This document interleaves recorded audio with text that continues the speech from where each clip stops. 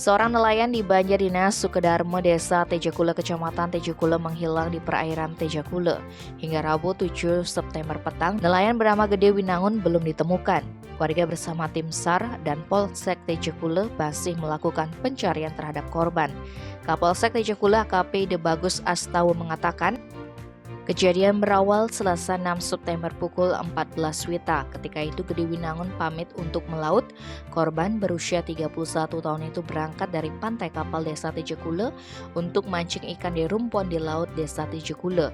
Gede Winangun melaut bersama Made Sujana. Saat sedang memancing di rumpon, Made Sujana sempat mengajak korban untuk pulang bersama. Akan tetapi ajakan itu ditolak Winangun lantaran ia masih ingin memancing. Made Sujana pun meninggalkan Winangun.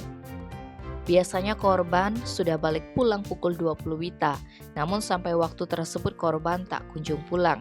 Akhirnya pihak keluarga memutuskan untuk melakukan pencarian. Salah seorang nelayan setempat bernama Wayan Budiarte yang membantu proses pencarian menuturkan, Rabu 7 September sekitar pukul 9 WITA, dia sempat bertemu dengan Gede Wertenaye alias Pundung. Saat itu Pundung tengah menarik perahu milik Gede Winangun. Akan tetapi perahu itu dalam keadaan kosong. Sampai saat ini korban masih belum ditemukan.